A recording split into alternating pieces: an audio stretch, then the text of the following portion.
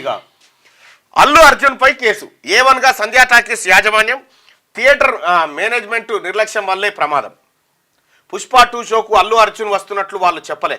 Security manager పైన case నమోదు చేశాం డీసీపీ. బెనిఫిట్ షోలు వద్దంటూ విద్యార్థి సంఘాల నిరసన. మృతురాలు రేవతి ఫ్యామిలీని ఆదుకోవాలని డిమాండ్. రేవతి కొడుకు శ్రీతేజ్ పరిస్థితి విషమంగా ఉందంటే 72 గంటలు గడిస్తే తప్ప ఏం చెప్పలేమన్న డాక్టర్లు. తొక్కీసలాట మహిళా మృతి ఘటనలో A2గా నమోదైందంట అల్లు అర్జున్ పేరు. ఏమవుతుంది? అల్లు అర్జున్ క్వాష్ పిటిషన్ వేసుకుంటాడు, బయటపడతాడు. అంతే. నేను ఒక సెలబ్రిటీగా అక్కడికి వచ్చిన అని అంటాడు. ఇక్కడ మనం ఆలోచించుకోవాల్సింది, ఇక్కడ చాలా విషయాలు మాట్లాడుకోవాలి. సరే, పుష్ప 2 రిలీజ్ అయ్యింది. సినిమా అంటే చాలామందికి ఇది తొక్కిసలాట ఘటన.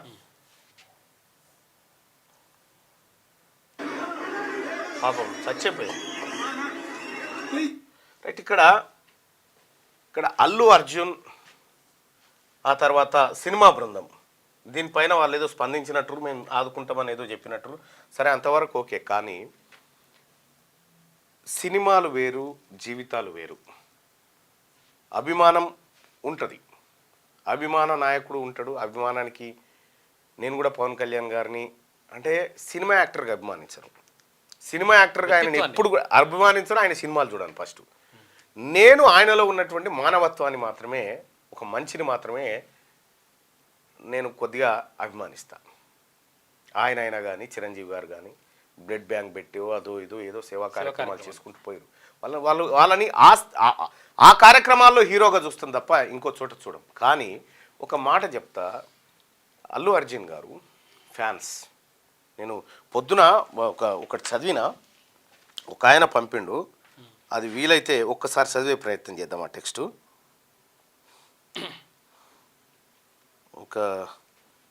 ఒక ఆయన పంపిండు. ఇది బెటర్ నా.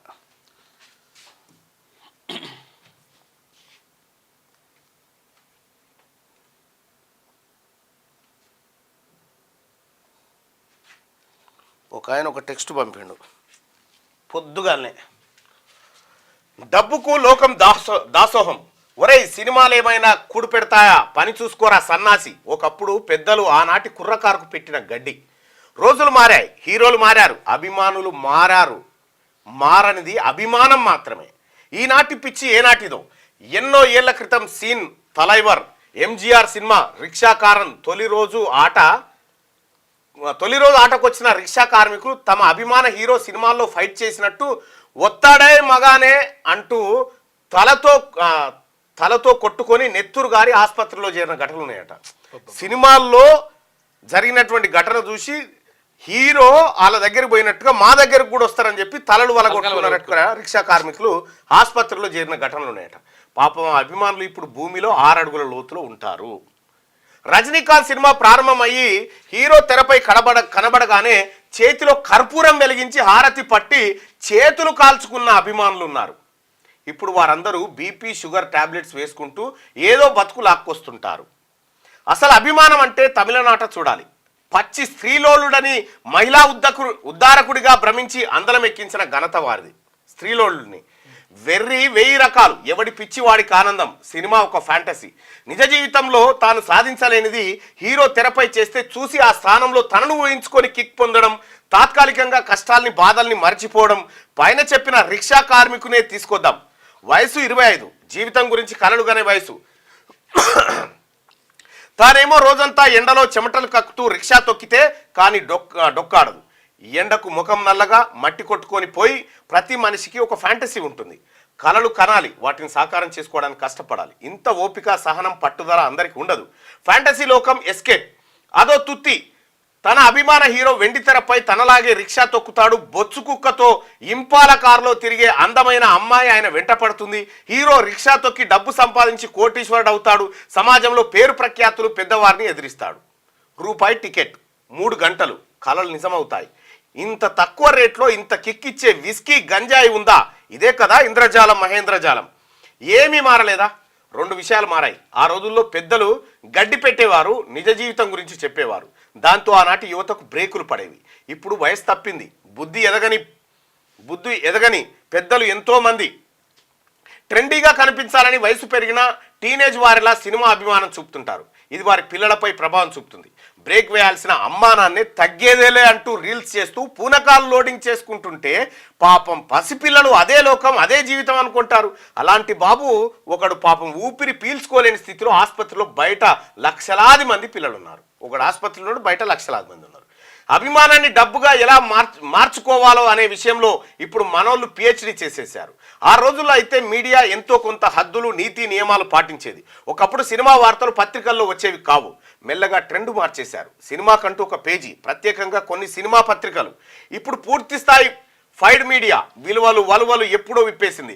కరోనా కాలం గేట్ల తాత అనాథ పిల్లల ప్రకటనల రూపంలో విధిల్చిన ముష్టికి ఆశపడి మరణ మృదంగం కరాల నృత్యం అంటూ ప్రతి మనిషిని భయపెట్టి వేల చావులకు కారణమయ్యి దిగజారడానికి ఇక మెట్లు ఏమీ లేని స్థితి. దిగజారడానికి మెట్లు ఏమి లేవిగా. 10 రూపాయలు విసిరేస్తే ఆకాశానికి ఎత్తేస్తారు. జనాల్లో హైప్ సృష్టిస్తారు. సినిమా అంటేనే మాయ. ఇప్పుడు సినిమాకు ముందే మహామాయ. ఈ కిటికీలు కనిపెట్టి దీన్ని ఒక సైన్స్గా డెవలప్ చేసినోడు రాజమౌళి. సినిమాకు అయిన ఖర్చు స్థాయిలో దాని ప్రమోషన్కు ఖర్చు పెట్టాలి. మీడియాలో సోషల్ మీడియాలో ఆహా ఓహో అని రావాలి. పిచ్చి హైట్స్కి వెళ్ళిపోవాలి. బ్రెయిన్ వాష్ జరిగిపోవాలి. మాస్ హిస్టీరియా రావాలి. సినిమా బాగుందా లేదా అనేది తర్వాత కథ.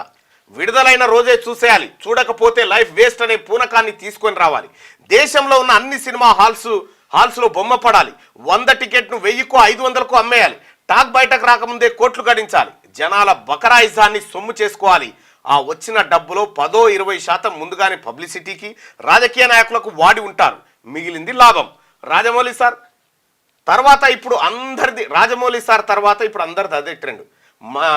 మతిమాలిన హింస ఎప్పుడో భాషా సినిమాలోనే ఉంది. జనాలకు ఇప్పుడు ఆ కిక్కు సరిపోదు.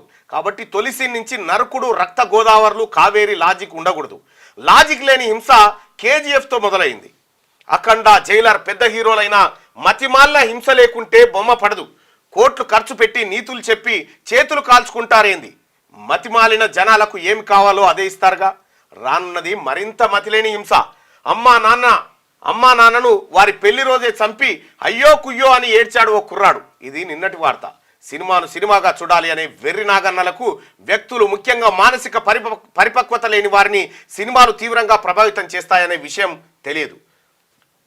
రాబోయే ప్రతి ప్రమోషన్ సినిమాను తొలి రోజు చూడకపోతే కరోనా వచ్చి చచ్చిపోతారనే స్థాయిలో పత్రికలు, టీవీ ఛానళ్లు, యూట్యూబ్ ఛానళ్లు, వెబ్ పత్రికలు లేపేస్తాయి. సినిమా టికెట్ 1000 కాకపోతే 1,00,000 పెట్టుకోండి, మాకిచ్చేస్తే చాలు అని పాలకులు గేట్లు ఎత్తేస్తారు. మీ హీరో సినిమా థియేటర్కు వెళ్ళినప్పుడు జస్ట్ ఒకడే చచ్చాడు. అదే మా హీరో వెళ్ళినప్పుడు 100 మంది చచ్చారు చూడు. హీరోల అభిమానులు పోస్టులు పెట్టుకునే రోజులు సందు చివర్లో అంటూ. తప్పేవాడిది. సినిమా వాడి బిజినెస్ వాడు చేసుకుంటున్నాడు.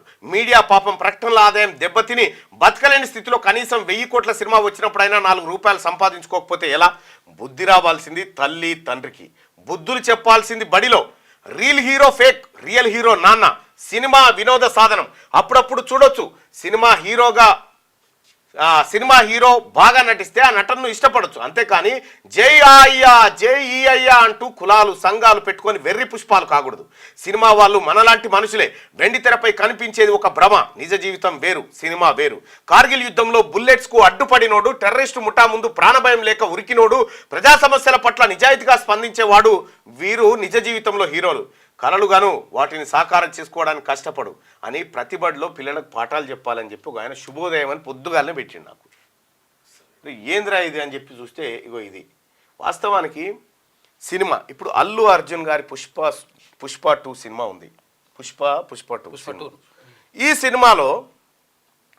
సినిమాలో ఉన్నటువంటి సన్నివేశాలు నిజ జీవితంలో మనం చూడలేం. సినిమా వేరు, నిజ జీవితం వేరు.